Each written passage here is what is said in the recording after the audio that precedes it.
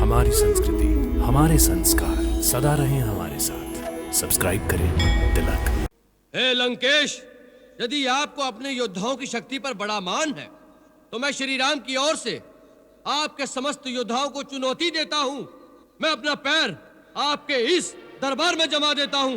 यदि आपका कोई योद्धा इस पैर को धरती से उठा सके तो मैं अपने स्वामी की ओर से यह वचन देता हूं कि वो अपनी हार मानकर इस लंका से वापिस चले जाएंगे। जय श्री राम।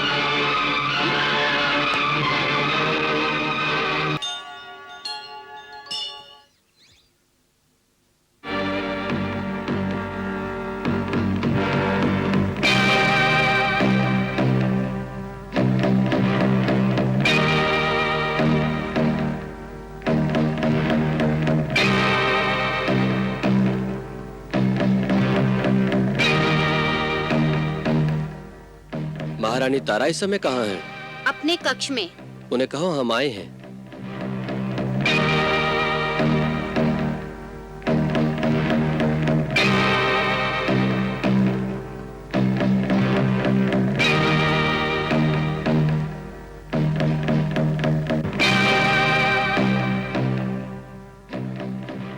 महारानी की जय हो।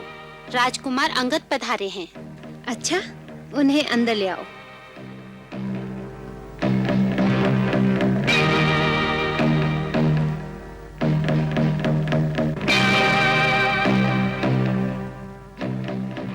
महारानी ने आपको अंदर बुलाया है।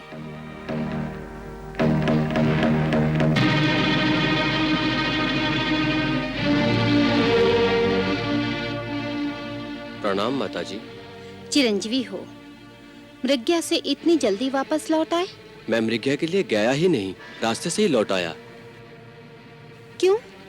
ऋषिमुख पर्वत पर एक अद्भुत दृश्य देखकर आपको उसका वृतांत सुनाने चला आया। ऐसा कौन सा अद्भुत दृश्य था? माँ, मैं ऋषिमुख पर्वत पार कर रहा था तो देखा कि हनुमान आकाश मार्ग से आ रहा है। इसमें कौन सी नई बात है? नई बात यह है माता कि उसके कंधे पर दो सुंदर युवक धनुष बांध लिए बैठे थे। फिर हनुमान उन्हें बाहर छोड़कर गुफा से सुग्रीव काका को बुलाकर लाए। फिर काका ने उन्हें बड़े आदर से प्रणाम किया, जैसे वो कोई बहुत बड़े व्यक्ति हो। फिर काका उन्हें उसी प्रकार आदर सत्कार के साथ अपनी गुफा में ले गए। मैंने सोचा कि मैं आपको सूचना दे दूं, जिससे आप पिताजी को बता दें। ये बहुत अच्छा किया। ये सोचने योग्य बात है कि ऐसे कौन से बड़े आदमियों के साथ सुग्रीव गठबंधन कर रहा है और क्यों? इसमें तुम्हारे पिता महाराज बाली के विरुद्ध कोई षड्यंत्र भी हो सकता है। शत्रु से सदैव सावधान रहना चाहिए। इसी कारण मैं चला आया। परंतु ये दो युवक कौन हो सकते हैं? हनुमान ने उनका नाम बताया, श्री राम और लक्ष्मण। श्री राम और लक्ष्मण?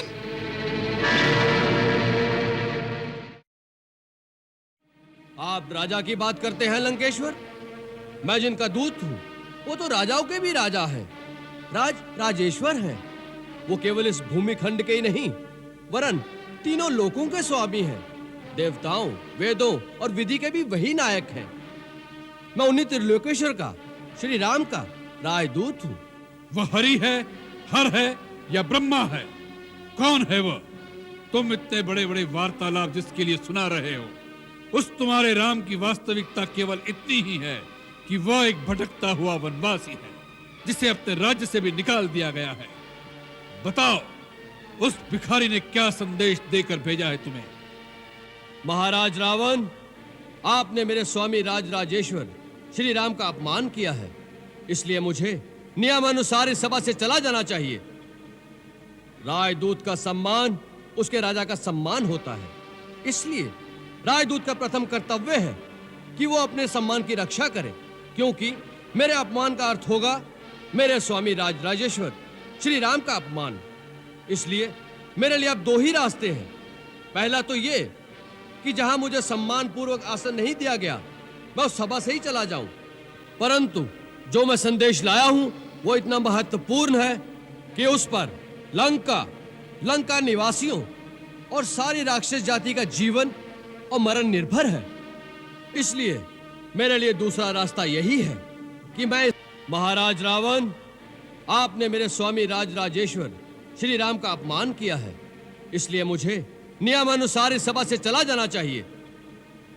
राजदूत का सम्मान उसके राजा का सम्मान होता है, इसलिए राजदूत का प्रथम कर्तव्य है कि वो अपने सम्मान की रक्षा करे, क्योंकि मेरे अपमान का अर्थ होगा मेरे स्वामी राज राजेश्वर श्री राम का अपमान।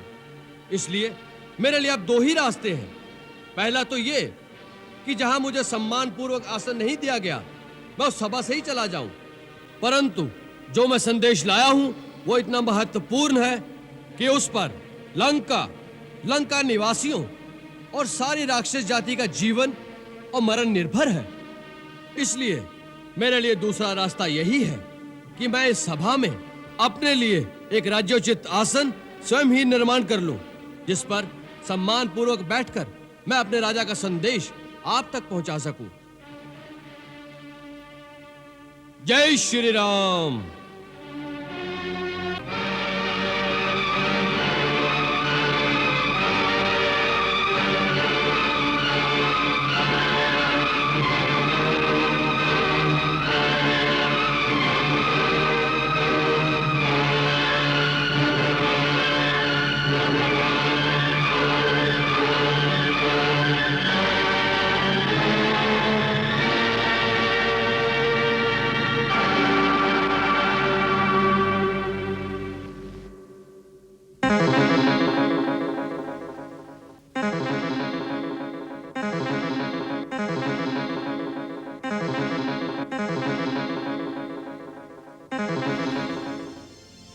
अंगद ने कहीं देखो नहीं ऐसा, राजा असभ्य अनीति को शासन,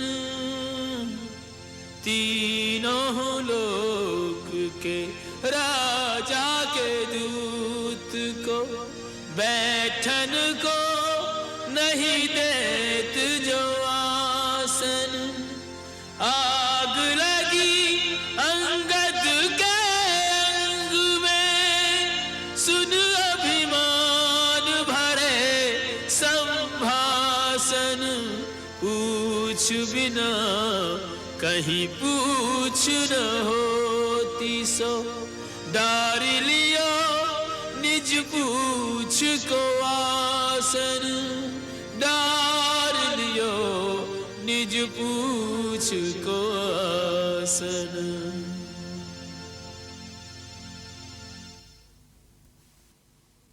हे दशग्रीव, अब मेरे आने का कारण सुनो।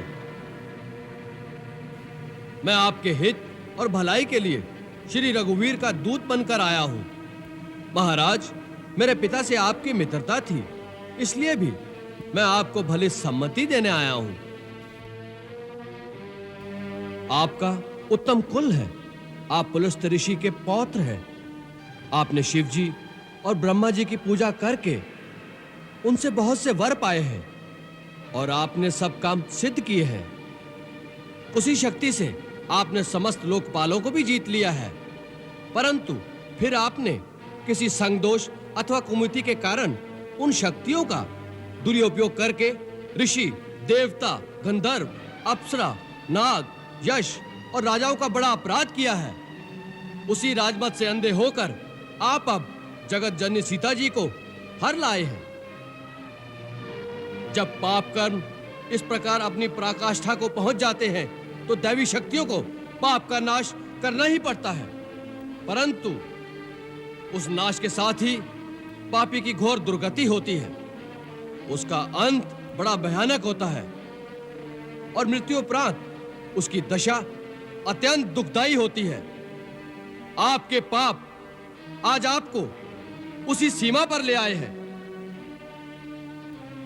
मैं आपके हित के लिए आपको यही परामर्श देने आया हूं कि यही एक ऐसा क्षण है जब आप चाहे तो श्री राम से क्षमा मांगकर उनकी शरण में चले जाएं। श्री राम की यह आन है कि सच्चे हृदय से शरण में आने वाले के दोषों को नहीं देखते, जिसने शरण में आकर पुकारा कि मेरी रक्षा कीजिए, प्रभु मेरी रक्षा कीजिए। ऐसी आर्त पुकार सुनते ही प्रभु अपने शरणागत को अभय प्रदान कर संसार के समस्त दुखों से मुक्त कर देते हैं। उनके बाणों में तीनों लोगों को एक साथ भस्म कर देने की शक्ति होते हुए भी वो एक सच्चे वीर की भांति दया को नहीं छोड़ते। इसलिए आप मेरी मानिए, इसी समय गले में कुल्हाड़ी डालकर और दांतों में तिनका दबाकर अपने समस्त कुटुंबियों के साथ श्री राम की शरण में जाकर माता जानकी को बड़े आदर के साथ उनके पति को लौटा दें।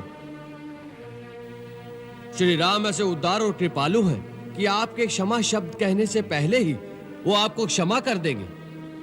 अच्छा, हमारे क्षमा मांगने पर वे हमें क्षमा कर देंगे, इस बात का तुम हमें विश्वास दिलाते हो? हम सीता को लेकर अपने कुटुंब सहित दांतों में तिनके दबाए उनसे क्षमा मांगने के लिए इतनी दूर उनके शिविर तक जाएं और वे हमें क्षमा न करें और बंदी बना ले तो सारा जग हम पर हंसेगा। इस बात का विश्वास हमें कैसे हो? महाराज रावण, प्रभु पर विश्वास रखना ही पड़ता है। जिसे प्रभु पर पूर्ण विश्वास नहीं होता उसे प्रभु की प्राप्ति कभी नहीं हो सकती। आपको आश्वस्त करने के लिए मैं इतना बता दूं कि जब वानर सेना ने सुसज्जित होकर लंका को चारों ओर से घेर लिया और सब लंका पर धावा बोलने के लिए श्री राम प्रभु की आज्ञा की प्रतीक्षा कर रहे थे, तो उस समय उन करुणा के सागर ने मुझे बुलाकर स्वयं कहा कि जाओ, रावण से जाकर कहो कि मैं युद्ध की ज्वाला में लंका की निर्दोष प्रजा की आहुति नहीं देना चाहता। यदि वो जानकी को पूरे सम्मान के साथ मेरे हवाले कर दे तो मैं अभी उसे क्षमा कर दूंगा और लंका से वापस चला जाऊंगा। मैं शांति चाहता हूँ। तुम मेरे शांति दूत बनकर महाराज रावण के पास जाओ। यह बात राम ने स्वयं कही? तुम मुझे मेरी सीता दे दो, मैं वापस चला जाऊंगा। मैं युद्ध नहीं करूंगा, मुझे शांति चाहिए। जी महाराज, उन्होंने स्वयं कहा था। यही बात तो हम तुम्हारे मुंह से सुनना चाहते थे। यही बात राम ने कही कि मैं युद्ध नहीं करूंगा, मुझे शांति चाहिए। मूर्ख, इस बात में तुझे राम की करुणा दिखाई दी, उसका भय दिखाई नहीं दिया कि रण क्षेत्र में रावण के सामने आने के विचार से ही उस धनुर्धारी के हाथ पांव कांपने लगे। जिसकी प्रिय पत्नी को कोई हर के ले गया हो, उस शत्रु के लिए इतने महीनों से उसके रक्त में प्रतिशोध की कोई ज्वाला नहीं भड़की, तो फिर वो क्षत्रिय का रक्त नहीं होगा। वो तेरा परमवीर जो भिखारियों की भांति हमसे सीता की भीख मांग रहा है, उससे जाकर कह दो कि सीता कोई भिक्षा में देने वाली वस्तु नहीं है।